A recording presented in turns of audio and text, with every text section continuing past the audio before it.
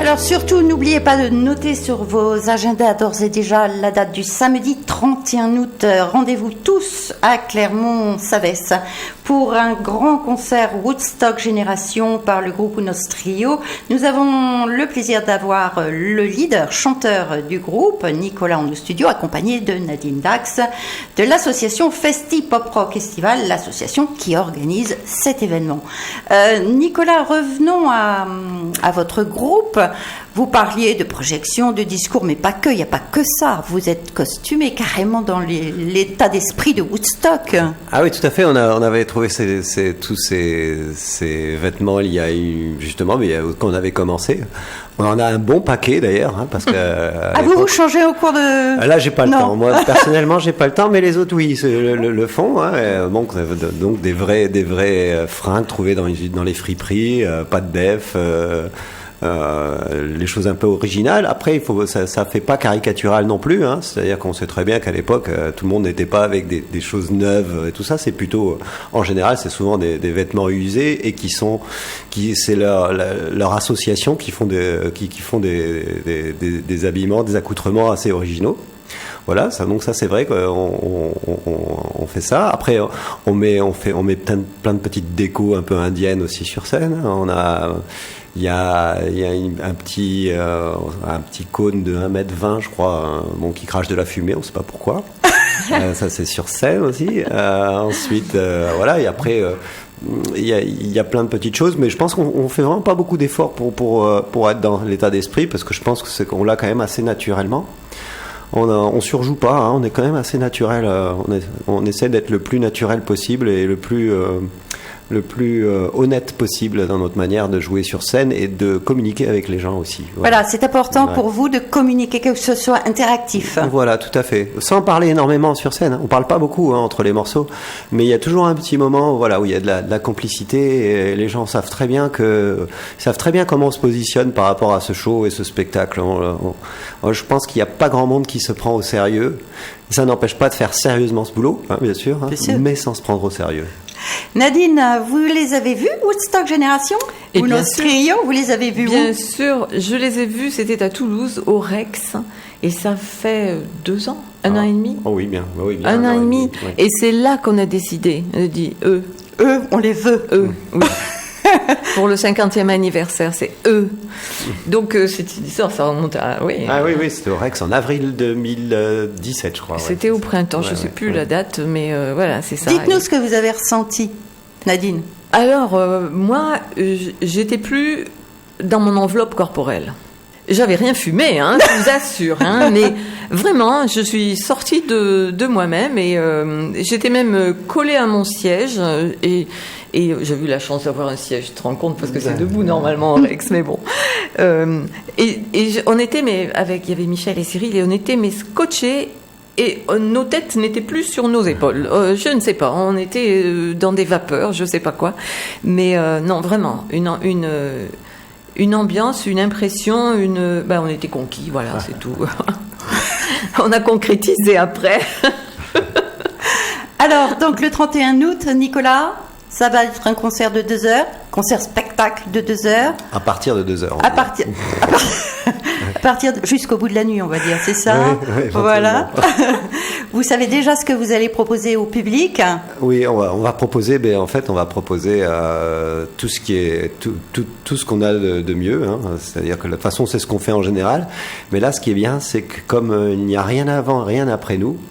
On va proposer du temps aussi. C'est-à-dire que c'est quand même très important pour ce genre de concept, de proposer du temps, ne pas se dire attention, là il nous reste 2-3 morceaux, on s'en fout, on va jouer, on joue.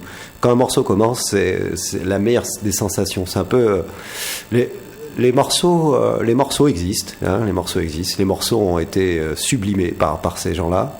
Les morceaux ont été interprétés et appropriés, ces gens-là se les sont appropriés. Et nous, on fait pareil. C'est-à-dire qu'au moment où on joue les morceaux, ils nous appartiennent. Et on les lâche qu'au moment où on a compris où était la substantifique moelle du morceau. Voilà. Si on peut y arriver, hein, c'est une quête, hein, on n'y arrive pas forcément, hein, mais c'est ça la recherche. Et en général, c'est ça qui fait aussi qu'il y a une osmose entre nous, parce qu'on a tous la même quête, quoi. C'est-à-dire se dire, ah, on a la liberté, là c'est ton moment, là c'est le tien, là. Voilà, prends le temps, on a... Il n'y a jamais deux concerts qui se ressemblent alors? Non, des fois on y arrive, des fois on se dit, ah ouais, bon, il y a un fond qui se passe bien, quoi. Hein. Je veux dire, il y a une fond trame. Voilà, il y a un fond de qualité, quoi. C'est-à-dire, il y a un matelas de qualité, à peu près. Et il y a des fois, on se dit, ah ouais, ben là on est allé au-dessus de ce matelas-là. Voilà, c'est le but du jeu, en fait, dans l'interprétation de ces morceaux. C'est un peu le truc qu'on retrouve aussi pour les jazzman, hein, quand ils reprennent un thème et qui nous transporte ou pas, ce qu'on essaye de faire. Alors, Nicolas, quand vous nous rappeliez l'histoire de cet événement, Woodstock, vous faisiez allusion à certains groupes qui n'avaient pas participé, comme Led Zeppelin. Est-ce que vous allez, vous, éventuellement reprendre justement quelques morceaux de ces groupes qui n'ont pas participé? Ben, ça, on peut pas s'empêcher. À chaque fois, on dit, ouais, mais Led Zeppelin, ils n'y étaient pas. Pourquoi on les joue? Parce que les gens, ils sont contents. Hein. Enfin, en tout cas, les personnes qui entendent. Mais on les joue parce qu'on les a toujours joués, ces morceaux-là. Quoi. Je veux dire, c'est vrai que c'est carrément, j'ai l'impression d'avoir été bercé, biberonné avec ce groupe-là. Donc, à partir de 1h30, 2 heures de concert, on commence à rendre hommage à ces légendes, ces morceaux légendaires. Pas énorme, hein, on en fait 2, 3 ou 1, même des fois. Mais il y a toujours un petit moment où on craque un peu là-dessus, qui nous permet en plus, c'est récréatif, on a l'impression vraiment d'être, voilà, c'est la cour d'école et on s'éclate et qui nous aiment nous suivent, et en général, bah, ils nous suivent. Est-ce que vous avez autant d'affection pour chacun des groupes qui s'est produit, ou est-ce que vous avez vos favoris? Il y a toujours autant d'affection. Après, justement, on essaie de coller à la sensation qu'on a pu avoir en écoutant ces morceaux-là. Par exemple, le batteur a la voix du chanteur de Can It, en fait, on dirait plutôt. Et un jour, j'écoute, je dis, mais t'as la voix de ce mec-là. Et il l'a fait, et c'est vrai, on a rigolé parce qu'on entendait sa voix. C'est pas un chanteur, et il s'est foutu à chanter ça. Et je pense qu'il sait chanter que ça. En plus. Et donc, chaque fois qu'il chante, on a une grande tendresse pour lui. D'ailleurs, c'est le morceau qui fait... Je sais pas si, voilà, c'est ce morceau-là. Et à chaque fois, on s'éclate à écouter ce qu'il fait. Il chante qu'un seul morceau et voilà, il s'y colle. Et donc, pour nous, c'est un bon moment aussi. Il y a des moments où on sent que ça va être le clavier, il va bien s'exprimer. Donc, on aime ce morceau pour lui, etc., etc. C'est pas une histoire individuelle, c'est toujours une histoire de groupe. Alors, Janis Joplin, Mercedes-Benz. It goes like this.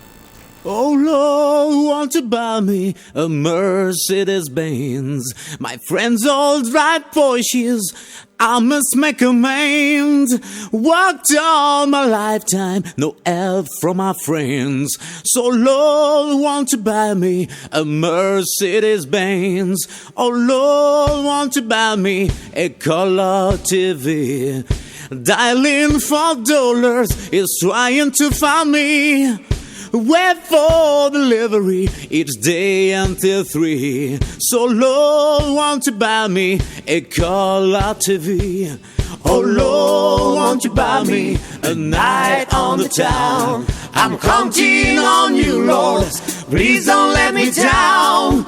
Prove that you love me and buy the next round. So Lord, won't you buy me a night on the town? Oh Lord, won't you buy me a Mercedes-Benz? My friends all drive Porsches, I must make amends. Worked all my lifetime, no help from my friends. So Lord, won't you buy me a Mercedes-Benz? Oh Lord, won't you buy me a Mercedes-Benz? My friends all drive Porsches, I must make amends.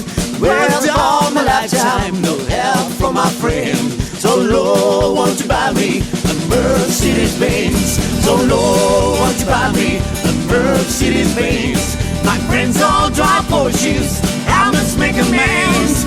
Worked all my lifetime, no help from my friends. So Lord, won't you buy me a Mercedes-Benz? Oh Lord, won't you buy me a Mercedes-Benz? My friends all drive Porsches, I must make amends. Worked all my lifetime, no help from my friends. So Lord, won't you buy me a Mercedes-Benz? Oh Lord, won't you buy me a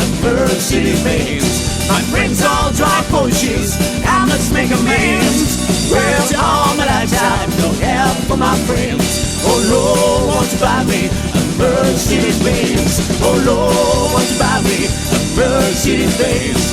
My friends all drive Porsches, I must make amends. With all that I've done, no help from my friends. So Lord, won't you buy me a Mercedes-Benz? A Mercedes-Benz, a Mercedes-Benz.